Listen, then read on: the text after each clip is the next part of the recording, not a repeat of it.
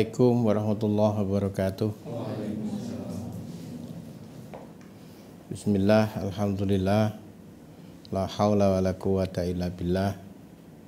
Allahumma salli ala sayyidina Muhammad, abdika wa nabiyika rasulika nabil ummi, wa ala alihi wa sahbihi wa sallim tasliman biqadri a'udzumadzatika fi kulli waqtin wahin. Para asatid dan ustadzat, khususnya pimpinan lembaga di bawah pesantren modern Al-Amanah yang sungguh sangat saya hormati. Kita bersyukur kehadirat Allah Subhanahu wa taala. Alhamdulillahirabbil alamin. Yang pertama, kita menempati gedung baru BLK, Balai Latihan Kerja, yang di sini akan kita manfaatkan untuk bahasa. Satu guru sekarang sedang mengikuti pelatihan di Solo selama lebih dari 1 bulan. Moga-moga ini bisa kita syukuri dengan memanfaatkannya, khususnya utamanya untuk para santri dan lebih umum lagi barangkali untuk masyarakat pada umumnya.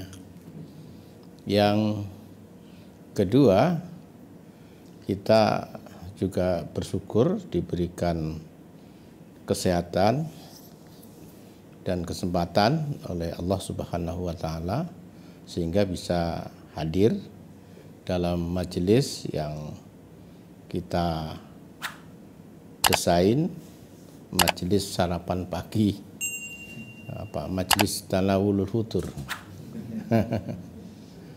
Walaupun kesannya makan atau apapun yang bersifat makanan, tapi sebenarnya substansinya yang pertama menumbuhkan semangat bersama-sama, menumbuhkan budaya organisasi yang harus terus-menerus kita bangun, membudayakan teamwork yang kuat. Mungkin secara personal panjenengan memiliki kemampuan yang lebih dari yang lain, tapi kalau budaya organisasi ini tidak terbangun, maka sulit akan melahirkan goal-goal yang kita inginkan. Ya, layaknya sepak bola, sekarang MU itu sulit untuk menang, walaupun di dalamnya ada pemain-pemain yang sudah terbukti luar biasa. Ada Ronaldo, ada banyak yang lain yang hebat-hebat, tapi karena teamworknya belum terbentuk, hasilnya lebih banyak kalahnya ketimbang menangnya. Jadi teamwork ini sangat penting. Maka kepala sekolah ini layaknya seperti manajer sepak bola. Kalau di Liga Inggris itu ada Pep Guardiola, itu manajer yang sangat luar biasa, sehingga potensi-potensi pemain yang tidak terlalu terkenal tapi berhasil dibangun budaya teamwork yang luar biasa, hasilnya sangat luar biasa. Dan penting bagi kepala sekolah, kecuali membangun budaya kerja, budaya organisasi, juga perlu orang-orang yang bisa menerjemahkan. Ya, orang-orang yang bisa menerjemahkan. Di antara sekian guru dalam sebuah lembaga, itu harus ada orang yang secara cepat bisa menerjemahkan karpe kepala sekolah. Dan kepala sekolah juga harus secara cepat menerjemahkan kehendak pengasuh. Ya seperti tadi, kembali kepada sepak bola. Kalau Pep itu punya gagasan, maka kalau di pemain sepak bola ada apa itu? De Bruyne. De Bruyne itu pemain dari mana itu? Dari Belgia, dari Belgia. Ini yang mampu menerjemahkan apa? Strategi yang dibangun oleh Pep di lapangan. Ya, pimpinan lembaga harus punya satu kemampuan manajerial, mengetahui masing-masing potensi, kemudian membangun budaya kerja, budaya organisasi, etos kerja, kemudian ada orang-orang yang bisa menerjemahkan. Saya yakin kalau itu bisa, tapi memang tidak dalam waktu singkat. Biasanya budaya kerja, budaya organisasi itu dibangun dengan penuh kesadaran, setahap demi setahap, sehingga melahirkan suatu ketika melahirkan sebuah budaya organisasi yang kokoh, yaitu yang kita harapkan. Kemudian juga seringkali kelihatannya sederhana berjalan, tapi mengkoordinasikan dalam satu lembaga itu kelihatannya mudah, tapi tidak sesederhana itu sebenarnya. Jadi kemampuan mengkoordinasikan satu lembaga, kemudian mengkoordinasikan di antara bermacam lembaga untuk mencapai goal yang kita inginkan bersama, ini perlu. Termasuk sarapan pagi ini secara substansi ingin agar koordinasi yang kokoh, agar dalam satu lembaga ini bisa mengkoordinasikan seluruh potensi yang dimiliki, kemudian bisa di antara lembaga membangun kerjasama yang baik untuk menerjemahkan visi dan misi dari pesantren ini.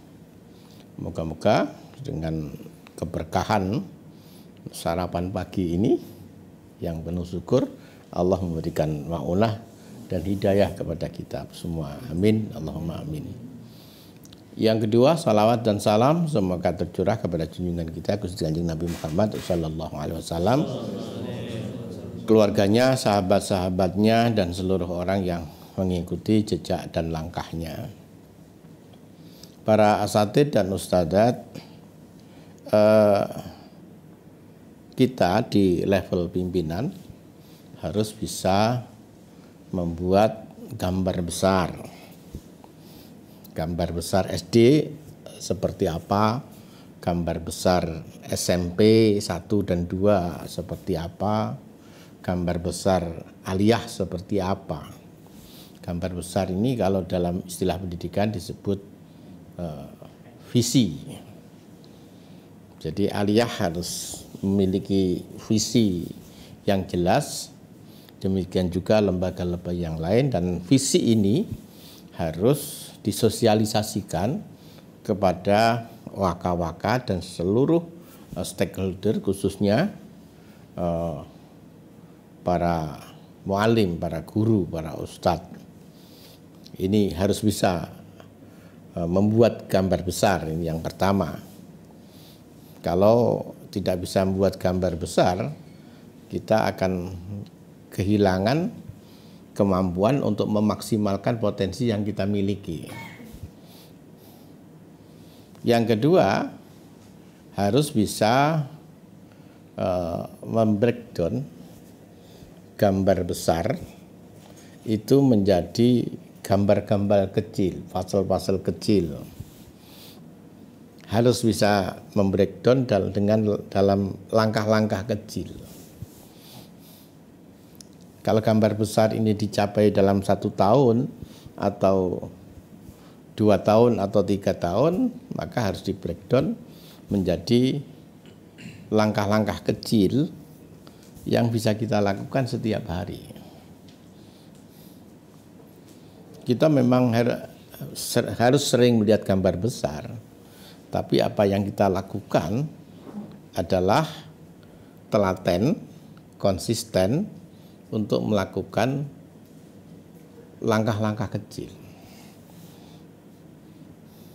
Kita bisa saja dengan model pencitraan yang usum sekarang ini, membangun pencitraan cepat dengan komunikasi yang sekarang luar biasa, sehingga yang jelek itu bisa menjadi baik, yang baik justru sangat menjadi baik karena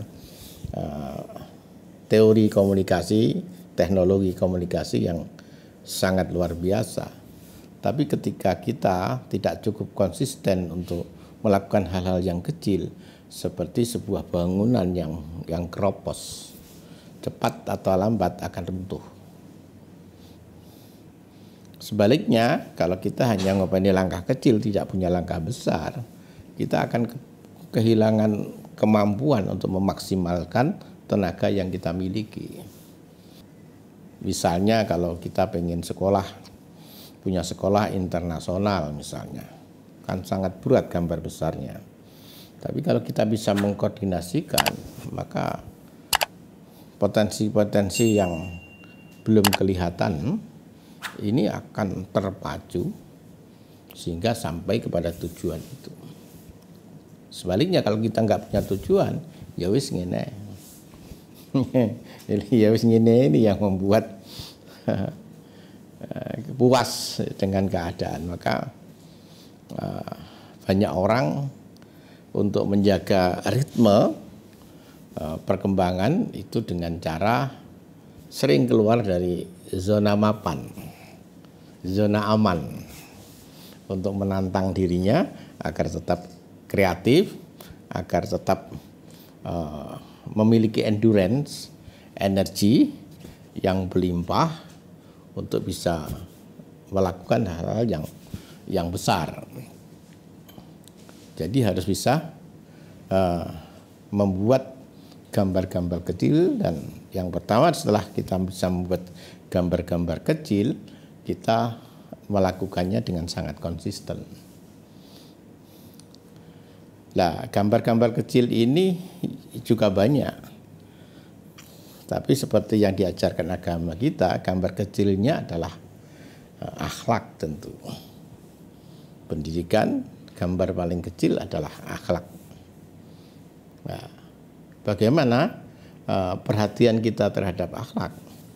Yang kita sering jumpa adalah akhlak dan agama ya. Yang sering kita jumpai, kita hanya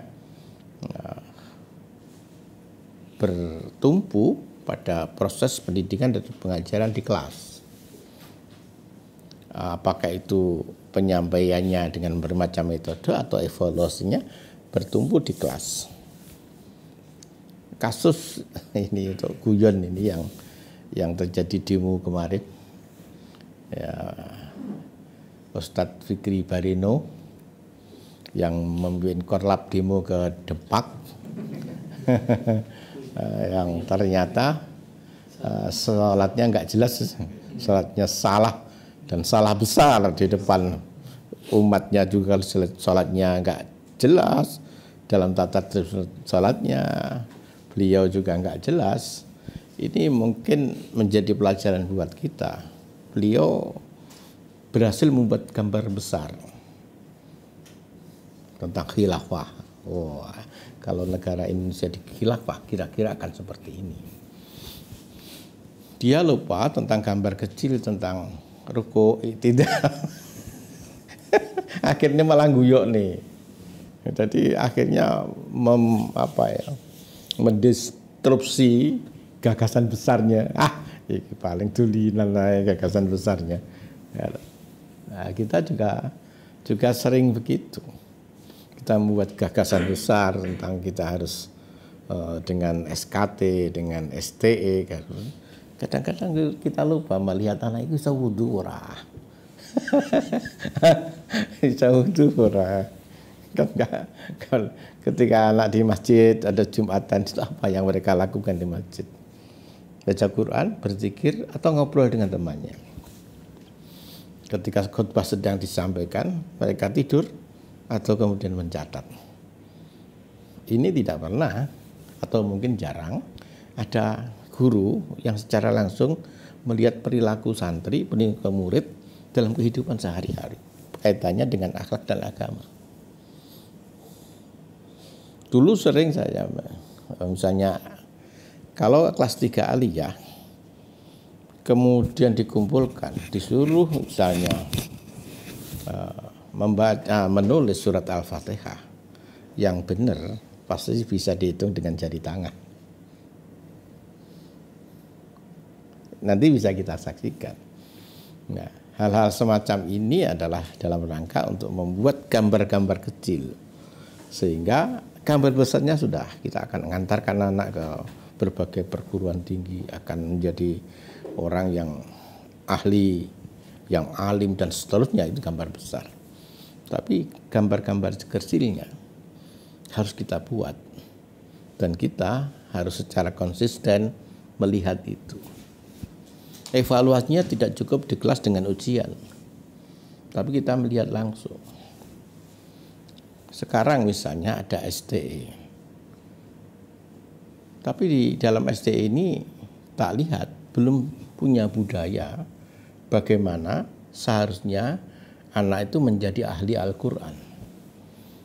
Ternyata sama perilakunya anak itu dengan anak yang tidak menghafal Al-Quran. Tidurnya, malesnya. Mereka murojaah hanya di depan gurunya. Setelah itu, ini menurut teori nggak mungkin. Walaupun memang Allah nanti yang akan menentukan. Tapi secara teoritis itu nggak mungkin. Anak kita belum punya budaya murojaah sendiri. Kalau kita bangunkan jam 3, itu sama dengan anak-anak yang lain. Mereka masuk masjid, ya sudah. Seandainya mereka jam 3 sudah bangun, setengah jam saja mereka murojaah, akan sangat luar biasa. Nah, ini tidak pernah kita mengevaluasinya, kemudian mendiskusinya, kemudian membuat semacam gerakan untuk membuat budaya bagaimana anak-anak itu belajar, budaya bagaimana anak-anak itu mau murojaah dengan dirinya sendiri, budaya bagaimana mereka menyiapkan secara rohani bahwa mereka berbeda dengan anak yang lain, karena mereka setiap hari harus membaca firman Allah. Demikian juga dengan SKT, demikian juga dengan SMK, yang kadang-kadang kita hanya berpuas pada proses pendidikan dan pengajaran yang sangat formal di kelas. Sedang bagaimana anak itu menerjemahkan kehidupan keilmuannya di tengah lingkungan. Kita beruntung kalau kita anak ini itu tidak di pondok, kita akan sangat sulit. Maka pendidikan kita di Indonesia ini akan sangat sulit karena pengaruh guru hanya ada di jam sekolah. Di luar sekolah yang jauh lebih banyak murid akan banyak dipengaruhi oleh lingkungannya. Yang kita tahu lingkungan sekarang adalah lingkungan yang banyak mengabaikan waktu dengan bermain game, perkembangan acara televisi dan perkembangan media sosial yang sangat luar biasa. Kita beruntung anak kita di satu lingkungan pesantren. Tinggal bagaimana kita memiliki sebuah kesadaran agar kita bisa melihat praktek anak di dalam kehidupan sosialnya. Tanpa budaya keilmuan, rasanya akan sulit untuk mengantarkan anak secara maksimal di kemudian hari. Kita punya kewajiban setiap santri untuk membaca. Tapi satu, kita belum pernah bisa mengukur bagaimana tingkat bacaan anak-anak ini, budaya baca di dalam realitas masyarakat, realitas sosialnya di pesantren. Ya, mungkin diintip yang baca dari satu kelompok yang baca berapa. Bahkan kadang-kadang saya mikir, wah itu perpustakaan ini biar aja lah, Kalau anak-anak nggak mengembalikan, toh nggak mungkin dijual buku itu. Paling kelemprak di kamar, tapi lumayan lah anak-anak tahu judulnya. Saking kepinginnya itu munculnya budaya baca, budaya literasi. Karena hampir mustahil seseorang itu akan berkembang tanpa budaya literasi. Saya pikir semua guru akan sepakat. Tapi persoalannya bagaimana kita menciptakan sebuah sistem sehingga budaya literasi itu bisa tumbuh. Nah ini yang mesti harus itu, budaya literasi, budaya murojaah, budaya mutola'ah, budaya belajar, budaya kebersihan. Ini sering saya hampir setiap hari lah, jangan meletakkan baju di atas pintu almari. Itu sehari 2, 3 kali. Hatalan. Sudah bertahun-tahun itu nggak bisa. Kemarin saya operasi kita kuat dicomberin bajunya. Memang perlu shock terapi dan terus. Kalau sehari 1 kali nggak cukup. Sampai sebuah budaya muncul, kamar itu bersih, kamar mandi itu bersih. Dan kita sering nggak sampai ke sana pikir. Kalau sudah proses belajar di sekolah jamnya 1 jam 9 selesai, rasanya sudah puas. Ya itu kalau sekolah biasa. Kalau sekolah seperti kita ya 24 jam. Kalau anak tidur dilihat, tidur mereka pakai doa enggak? Tidur mereka pakai doa enggak? Pakai adab enggak? Kamar mandi itu loh. Oh, kamar mandi dekat rumah saya. Ada peraturan di sana. Jangan berbicara di dalam kamar. Oh, nggak bisa. Tak tutup kamar mandi lah. Tutup, nggak bisa. Sehingga sih sering kewalahan masuk kamar mandi. Oh, jangan banyak bicara di kamar mandi. Itu yang dekat, apalagi agak jauh. Terus, enggak. Saya mikir, apa saya yang salah ya? Nah, terlalu memikirkan yang demikian detail. Tapi kalau saya pimpinannya, saya anggap benar. Maka itu yang harus diterjemahkan. Karena menurut saya langkah-langkah kecil itu sangat penting. Kalau Messi itu bisa luar biasa bayarannya mahal, itu setiap hari hanya nendang, itu bisa ratusan kali. Nendang itu loh, itu ratusan kali setiap hari. Kan nendang itu anak bisa kan, langkah kecil kan. Anak-anak bisa. Messi itu latihannya juga nendang. Itu ratusan kali. Lari juga sekian kali lapangan sepak bola. Ya mungkin Messi terus tidur setiap hari, bayarannya banyak. Ya seminggu dia dipecat karena sudah nggak bisa lari, perutnya besar. Nggak bisa. Perutnya besar sedikit, mereka sudah bingung untuk mencoba mengecilkan lagi agar lari. Nah, langkah-langkah kecil itu, langkah besar kalau sudah disiapkan, itu akan dengan sendirinya tercapai. Selama kita konsisten, ya, konsisten terhadap langkah-langkah kecil.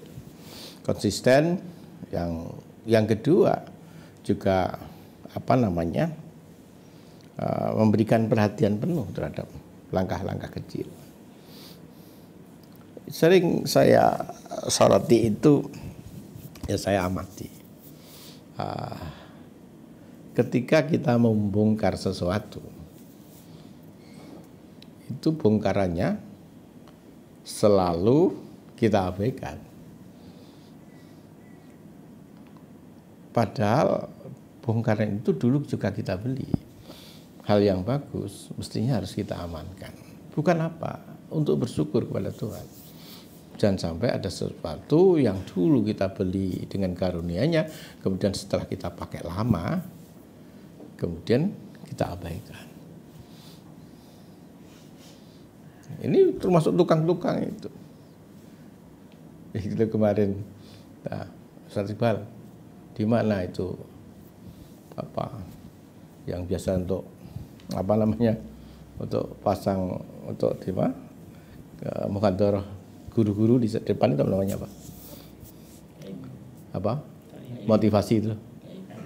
Apa? panggung. Di mana itu? Terus sudah disimpan di sini. Tak cek nggak ada sih, ternyata di belakang sana. Di belakang sana. Di belakang. Nah, ini mestinya di sana kemarin telah rumah. Mestinya harus disimpan di tempat. Nah, kemudian saya ambil, saya pakai di sana bahasa. Nah, itu dibiasakan. Termasuk pakar ini. Makar. Di gua lalu. Di gua. Guanya tidak berdiri. Jadi gua seperti balang yang tidak, kemarin masih bagus kan, dipakai untuk kantin. Satu contoh betapa di dalam cara berpikir kita ada sesuatu yang perlu diluruskan. Jadi ditempatkan di tempat yang bagus, kemudian barangkali nanti tidak diperlukan, kita masih bisa. Kalau tidak diperlukan, kita mensyukuri nikmat Allah. Hal-hal yang seperti itu, makanya Allah sampai berfirman, wa qalilum min ibadiyas syakur, karena seperti itu. Sangat sulit. Kalau kita seperti bersih seperti ini, itu buah kerjaan. Seperti kemarin, siang lah. Sore, malam. Saya keliling, itu dapat 5 hal yang mestinya harus dilakukan oleh para asatidz. 1, lampu SD tidak dinyalakan. Lampu timur tidak dinyalakan. Pintu SMP 2 kamar mandi jebol. Itu satu putaran. Ada 5 hal. Kemudian taman-taman diinjak. Ini harus suruh bongkar. Rumputnya kalau belum tumbuh diinjak, itu maksudnya nanti tumbuh rumputnya pada gelombang jelek. Ada 5 hal yang saya temukan di dalam satu putaran. Lampu di sana nggak nyala, bahaya, karena di sana di roti itu ada alat-alat yang cukup mahal. Di SD tidak dinyalakan, saya suruh nyalakan, ternyata anak nggak tahu. Itu juga sangat berbahaya karena di SD banyak barang berharga. Satpam tidak masuk, guru juga bisa mengeksekusi sehingga kosong. Lihat, ini gak mungkin ada penjahat, bukan masalah orang jahatnya, tapi kita sepakat 24 jam itu ada satpamnya. Ketika ada satpam tidak melaksanakan tugas karena orang tuanya meninggal, maka guru harus segera mengeksekusi satpam pengganti atau santri pengganti. Santrinya nggak ada, satpamnya nggak ada. Dan itu saya temukan hampir setiap hari. Nah, itu satu contoh yang ingin saya tunjukkan kepada para asatidz dan ustadz. Untuk mencapai sesuatu yang besar, itu harus sangat telaten, teliti, peka. Jadi saya keliling mesti sampah itu plastik satu ambil, itu masukkan di tempat sampah. Kalau kita kemudian bisa berkaca ke Jepang misalnya, kapan ya pesantren ini punya tradisi kebersihan seperti di Jepang ya? Apalagi di dalam fikih. Al-Ghazali itu di dalam bab yang pertama itu Asrarut Thaharah di dalam kitab ini. Nau'ut Thaharah, Asrarut Thaharah. Jadi macamnya kebersihan dan rahasia kebersihan. Sebelum bisa membersihkan jawarih, membersihkan hati, membersihkan hati, rahasia hati dari selain Tuhan, tentu kebersihan yang kecil-kecil, bukan hanya yang di depan. Studio sama lihat, taman intip, jadi gudang ratusan juta, di atas 100 juta itu. AC itu protol. Kabel gitu, tak intip kan saya nggak bawa kunci. Coba, terus saya minta tanggung jawab kepada siapa? Itu budaya yang memelihara begitu, yang belum bisa. Kita bisa membangun ketika memelihara sesuatu yang sulit. sebagai petanda 30 tahun pesantren ini. Akhirnya media sosial, kemudian ini bagian bahasa. Bagian bahasa itu oke, bagian bahasa. Tapi coba dikontrol gedungnya. Kalau enggak, tutup saja. Kalau pakai anak silakan. Tapi anak itu jam berapa. Setelah itu, ternyata dipakai tidur. Sampahnya jangan tanya. Tak sok nih di depan itu penuh dengan, wah kalau begini tutup saja, tak kunci. Tadi ngeluh aku. Sebuah contoh betapa budaya kerja di pesantren kita yang sudah seperti hebat ini, ternyata kalau di petani yang kecil-kecil itu masih sangat sederhana. Masih sangat sederhana. Kita belum layak kalau jenengan browsing di YouTube melihat perguruan tinggi di luar negeri.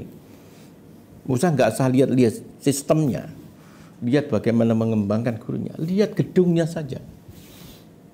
Lihat lingkungannya saja. Kita sudah melihat budayanya sudah kuat. Budaya ini yang akan menjadi tempat inkubasi bagi tumbuhnya anak-anak yang berkualitas di kemudian hari. Tidak instan. Karena kalau hanya guru, itu hanya 1 jam, 2 jam. Selebihnya anak hidup di dalam budaya.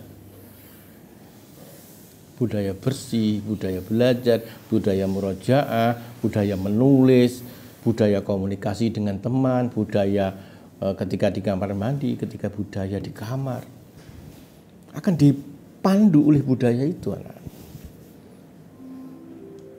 Kalau tidak dipandu, kita akan jaga di sekolah saja, kita akan kesulitan. Anak kemudian tidak ada di dalam bingkai budaya yang positif. Wah, sudah alamat ini. Nah, ini para asatidz dan ustadzat yang perlu saya sampaikan ya tadi. Ya seringkali kita membuat tapi nggak telaten, nggak konsisten. Telatennya yang kalau misalnya di pelosok, kalau SKT ya di pelosok di Lirboyo itu memang memiliki nama, kecuali memang sudah lama di sana sudah tercipta budaya. Saya waktu misalnya nyambangi anak itu ketemu dengan anak naik sepeda motor itu sambil menghafalkan Alfiyah di sepeda motor di gojengannya. Berarti ya ini ada budaya. Jadi kan bisa kalau STE misalnya, jangan lihat apa ada anak kira-kira yang menghafal Al-Quran sendiri di luar pada waktu setoran. Kalaupun ada, berapa anak yang seperti itu? Dari sekian ratus, kita membanggakan di luar STE kita sangat diminati. Tapi coba budaya STE-nya belum. Nah, ini harus menjadi pemikiran kita. Bagaimana membuat sistem ya, mencoba melakukan eksperimen sehingga menjadi sebuah sistem yang baku. Oh, budayanya STE sepertinya, budaya SKT sehingga SMK gitu ya. Budaya sainnya seperti ini. Budaya kerja di lingkungan guru seperti ini. Budaya di kantor seperti ini. Sekarang gini, contoh lagi, kadang-kadang kita lupa bahwa angka itu penting. Contoh misalnya, di pondok, jumlah santri kita berapa?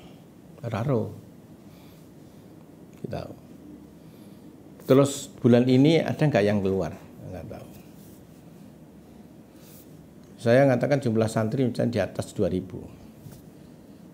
Di sana tidak ada itu. Karena SD tidak masuk. Dan saya sampaikan, tolong dikerjakan. Itu sudah 2 bulan mungkin. Gak jadi-jadi sampai sekarang mungkin. Apa gak pusing itu. Yang pertama, belum paham arti penting angka itu sehingga guru bisa membaca. Misalnya bulan Januari jumlah santri sekian di kelas ini, terus bulan Maret sekian, ada anak yang keluar 3 atau 4. Dari situ kita menjadi, oh ya ada anak keluar lah. Kalau nggak tahu dibaca, oke-oke saja. Seakan-akan santri masuk kemarin sama dengan sekarang. Sehingga kita tidak tahu problem apa ya yang terjadi sehingga ada gelombang eksodus keluar. Sekarang misalnya kalau di Aliyah ada nggak angka? Misalnya alumni ini tahun 2021 yang masuk perguruan tinggi negeri berapa? Swasta berapa, yang terjun di tengah masyarakat berapa. Misalnya, ini angka penting. Karena kita masuk, langsung kita tahu, oh ya, tahun ini sekian. Yang masuk perguruan tinggi sekian, swasta sekian. Wah, anak yang masuk ini mestinya harus sudah sarjana ini. Kemudian di kantor, harus mungkin perlu wakah khusus yang ngopeni alumni. Yang pekerjaan nelponi ya. Nelpon alumni. Gimana kuliahmu? Lancar, coba kamu sini ya. Saya pengen dengar perkembangannya coba. Ngopeni satu arek alumni. Saya pikir dasar itu. Satu wakaf pekerjaannya hanya nunggu kantor nelponi. Nelponi alumni. Hari ini kuliah, atau mungkin kita buat telepon yang apa, SMS yang share untuk sholat malam ya, atau apa yang khusus alumni. Ya kalau alumni dulu paling enggak tiga atau 4 terakhir. Nah, inilah pemikiran yang mesti harus kita lakukan karena alumni ini papan nama, kita nggak punya nama loh. Sampai sekarang tukang cukur itu jadi alamat yang di lapangan itu. Jadi orang pun di pondoke, oh niku ngatan, ngaler niku, pun lambat ngilen, pun ketinggal kok. Itu kan cukur, kita sendiri nggak punya. Lah aku pesen niku kon niku lho, kok suwi banget to. Iku teori ini ya apa duwite anek kok. Kok gawe papan nama iki lho. Iki nek dinegai Pak Zainul yo kan yang lain. Aku sampai bingung aku mikirnya, apa gak dianggap penting apa piye? Padahal itu di situ loh, yang di pondok itu nggak ada. Jadi tukang cukur itu yang sering ditanyai. Pun itu pondoknya kesasar. Bayangkan. Terus mereka ke sini otomatis alumni. Maka alumni ini harus mendapatkan pilihan baik mereka yang kuliah maupun yang terjun di tengah masyarakat. Ya, itu ya yang saya sampaikan. Terlalu banyak, bingung sampean. Tapi hal-hal kecil tadi tolong dicatat dan coba dieksekusi. Kalau masih ragu coba didiskusikan. Kalau memang apa yang saya sampaikan tadi kurang, misalnya nggak ada relevansinya bagi kualitas, peningkatan kualitas, ya nggak apa-apa. Nanti kita diskusikan lagi.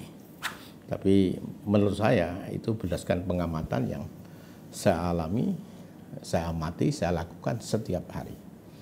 Sehingga saya bisa mengambil poin-poin yang saya berdasarkan pengamatan itu. Moga-moga itu menjadi masukan bagi kita semua. Baik, kita pungkasi dengan suratul Fatihah. Moga-moga barokah rahasia keutamaan Fatihah melimpah pada diri kita. Ala diniyah wa ala kulli ma nawaina shalihah wa ala mana wa salafus salih bi barakati wa bisiril Fatihah.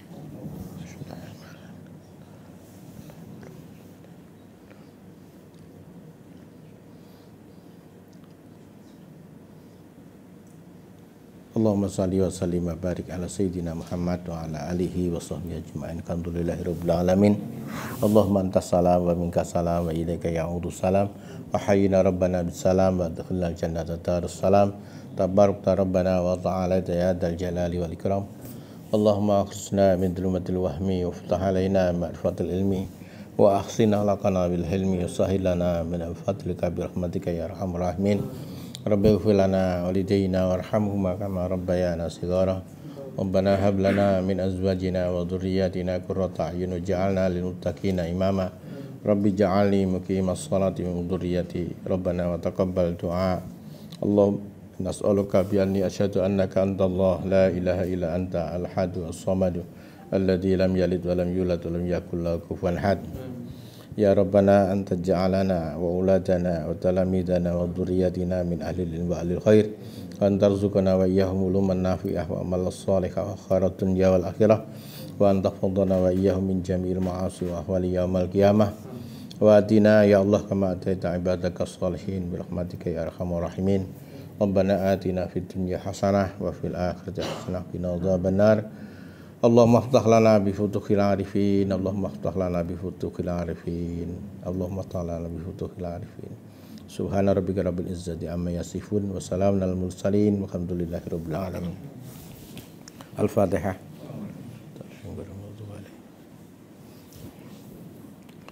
Subhanaka la ilma lana illa ma 'allamtana innaka antal alimul hakim. Akhiran wallahu muwaffiq ila aqwamit thoriq. Assalamualaikum warahmatullahi wabarakatuh.